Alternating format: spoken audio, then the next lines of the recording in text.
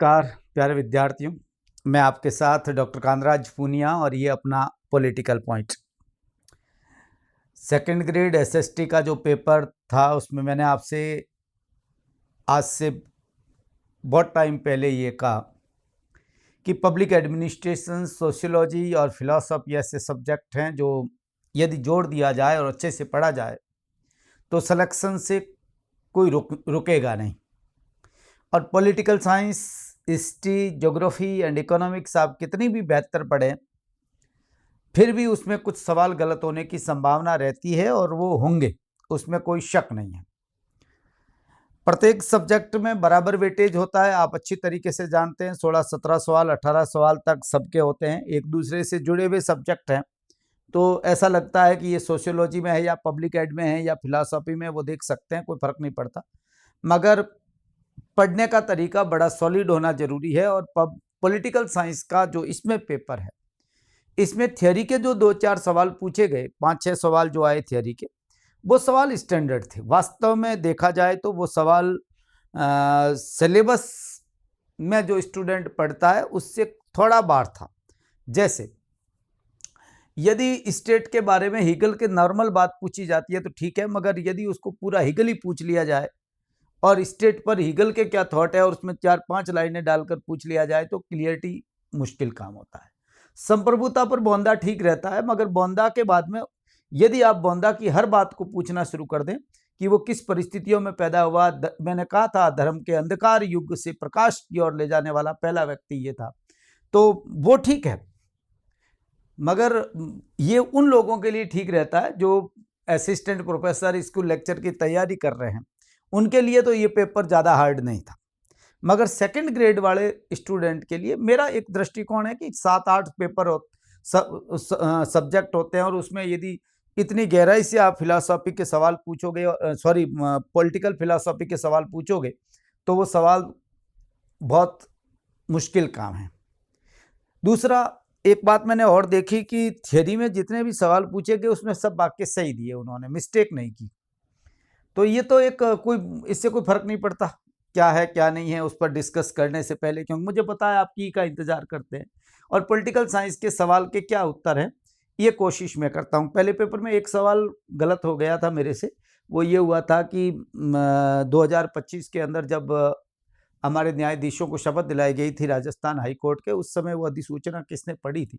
तो मुख्य सचिव। मुझे तो रजिस्ट्रार का ही पता था, मेरे दिमाग में जो था मैंने वो बताया, मगर फिर स्टूडेंट ने कहा सर इसमें ये सही है। मैंने देखा तो हाँ, चौथा सही था, तो मैंने उसका सही करवा दिया था। ऐसे तो फिर भी कई बार सवाल गलत उठापटक हो सकता है, उसमें कोई फर्क नहीं पड़ता। जनरल सवाल, और साथ में आपको ये ध्यान रखना है क्या पढ़ना है। और सवाल जो मेरे नोट्स ओपन पड़े हैं पॉलिटिकल साइंस के पूरे, आप देखेंगे तो पॉलिटिकल पॉइंट्स ऐप है मेरा, उस पर ओपन नोट्स पड़े इंडियन पॉलिटी के। ओपन का मतलब खुले, पैसे नहीं देने, ऐसे ही जाकर देख लीजिए। और जहां मैं पॉइंट बता रहा हूं, नंबर बता रहा हूं, वहां पर आप जाके देखोगे तो आपको उत्तर भी मिल जाएंगे कि क्या लिखा हुआ है। ठीक है। हाँ, सवाल था माइकल ऑक्सफोर्ड का। माइकल ऑक्सफोर्ड नवरूढ़ीवादी विचारक हैं, क्लियर बात है। और इस संदर्भ में निम्नलिखित विचार करने थे। वो एक रूढ़ीवादी हैं, क्लियर बात है, नवरूढ़ीवादी हैं। और परंपरावाद है, एकदम सही है, वो परंपरावादी हैं। और व्यवहार में एक रूपता निरंतरता का पक्षधर है, यानी इसकी एक खास बात है, वो महिला मताधिकार का समर्थन तो करता है मगर झिझकता हुआ नजर आता है। नवीन मूल्यों, मूल्यपरक तथ्यों और नवीन प्रवृत्तियों को संख्यात्मक दृष्टि से देखता है। हाँ, उसको ही शक है, वो कह रहा सुधार है, क्योंकि रूढ़ीवादियों की खास बात होती है कि वो सुधार चाहते हैं, मगर सुधार के यूं नहीं है कि वैसे के वैसे बना रहे। सुधार की एक तारतम्यता होना जरूरी है, समय अनुसार होने चाहिए। यूं नहीं है आप एकदम व्यवस्था को परिवर्तित करके रख दें, तो ऐसा नहीं है, कम्युनिस्टों की तरह नहीं है। ये राजनीति के मूल्यवादी परंपरा को आगे बढ़ाने का प्रयास करता है, एकदम सही है। ये तीनों के तीनों एकदम सही है। ठीक है, माइकल ऑक्सफोर्ड के। ऐसे ही माइकल ऑक्सफोर्ड, मैंने जो पढ़ाया है माइकल ऑक्सफोर्ड को, ये मैंने आपको बता दूं स्टेट के साथ इसकी बात मैंने की है। और एक जगह मैंने जब सिद्धांत पढ़ा रहा था तो सिद्धांत में जब मूल्य तथ्य विवाद के बाद की बात, उत्तर व्यवहारवाद के बाद, मैंने ये टॉपिक आपके पढ़ाया।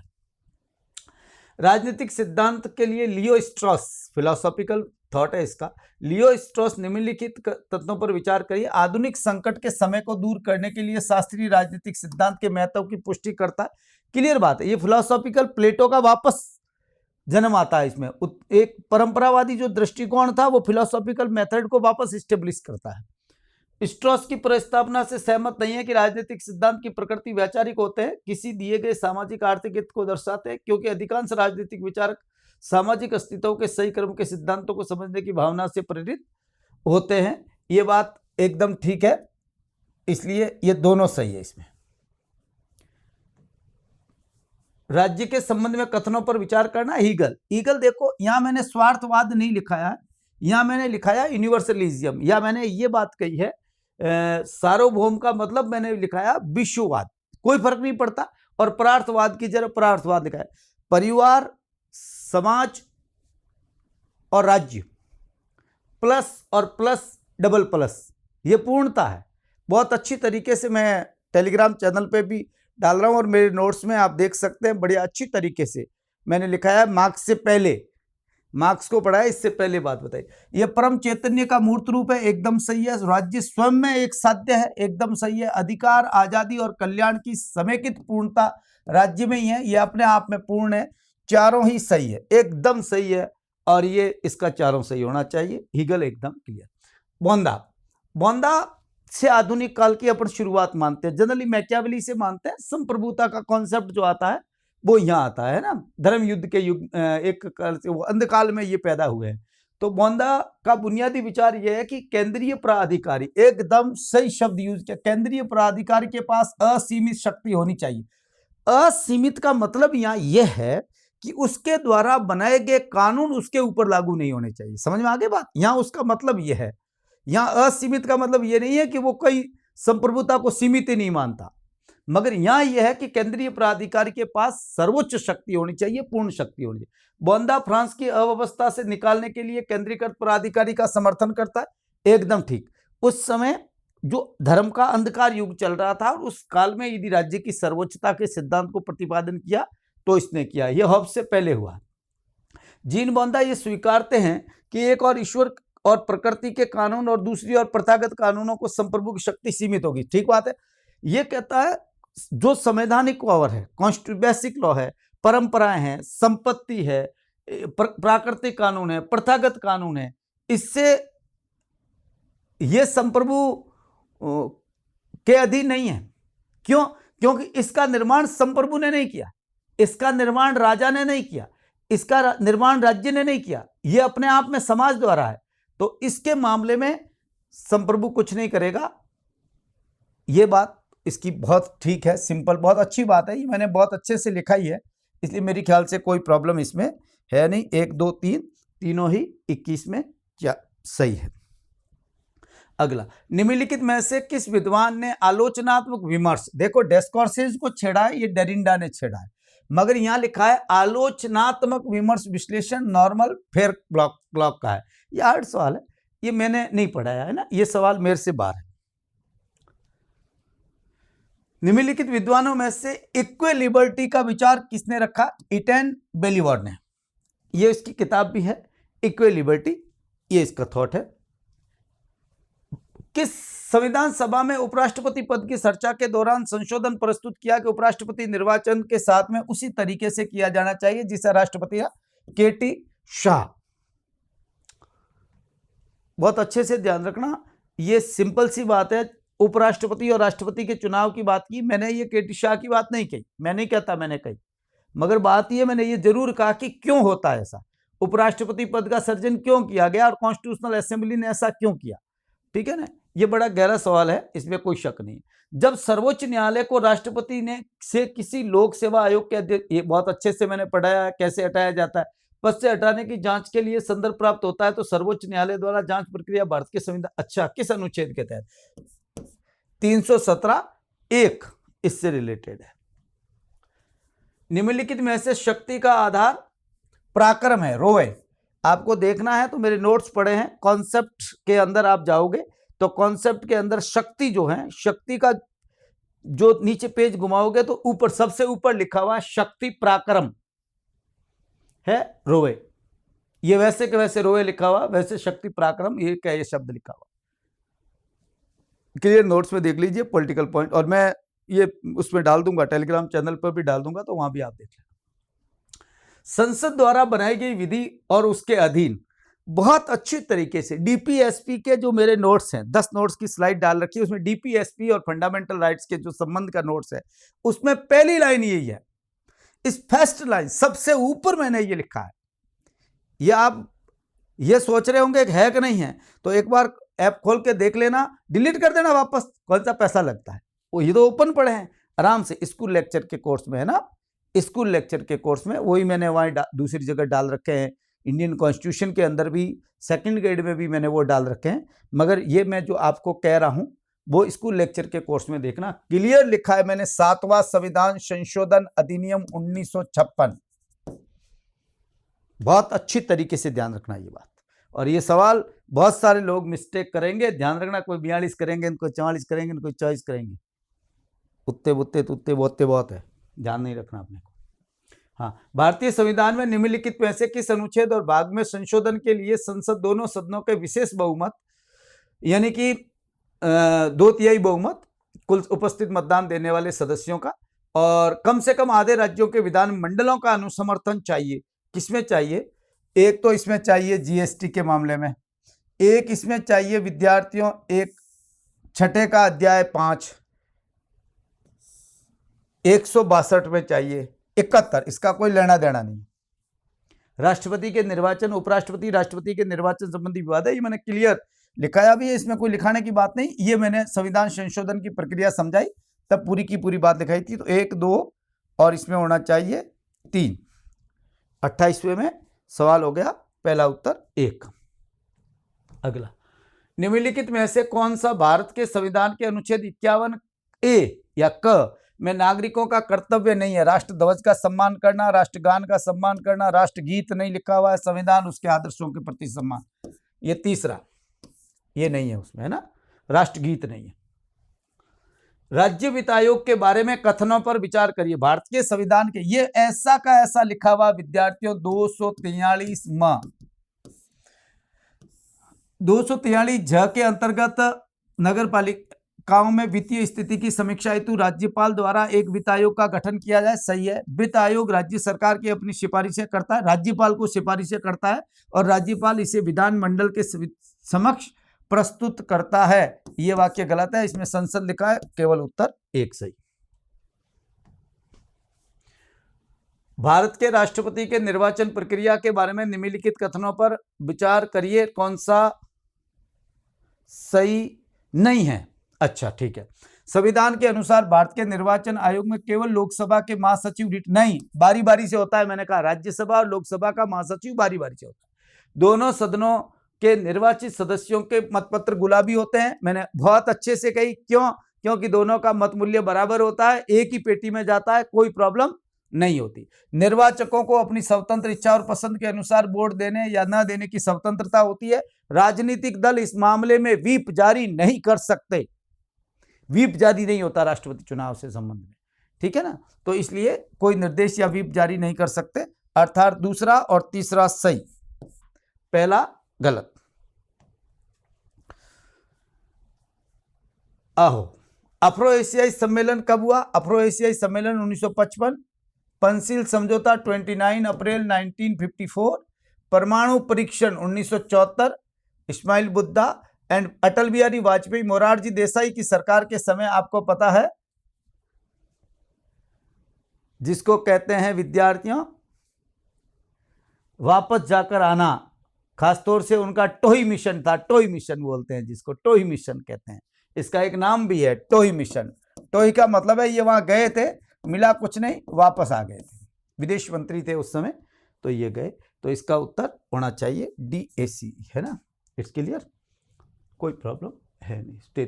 हाल ही में नरेंद्र मोदी साहब जो मालदीव यात्रा पर गए थे, निम्नलिखित कथनों पर विचार करिए। ये सवाल मैंने नहीं पढ़ाया ना, इंटरनेशनल पॉलिटिक्स का करंट मैंने पढ़ाया भी नहीं और इतना गहराई से मैंने देखा भी नहीं, करंट से रिलेटेड ये सवाल था। 4,850 करोड़ रुपए के ऋण सहायता के लिए समझौते पर हस्ताक्षर किए, मुक्त व्यापार समझौते पर विचारार्थ विषय पर हस्ताक्षर किए, विचारार्थ विषय पर हस्ताक्षर, साइन नहीं हुए। FTA एग्रीमेंट, ट्रेड एग्रीमेंट पर कोई डिस्कस हुआ था इस पर, मगर इस पर साइन नहीं हुए, अभी तक FTA हमारे बीच में नहीं है।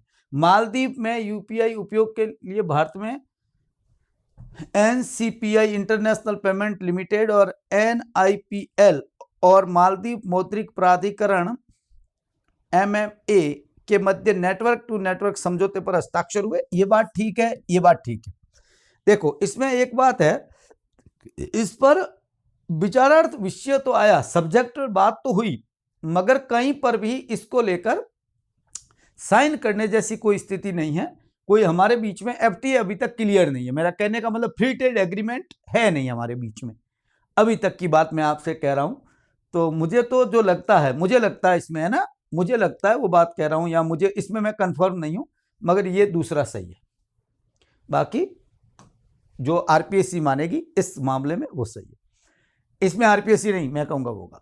ये DC में नहीं है, आप अच्छी तरीके से जानते हैं। रोम, मैंने ये तो सब मैंने क्या पढ़ाया, ये तो हर जगह लिखा पढ़ा है, इसमें कोई प्रॉब्लम है नहीं, है ना। तो ये 34वां सूची में हैंड टू हैंड क्लियर बात है। चाइना, स्लाइनेक्स, श्रीलंका 2 हो गए।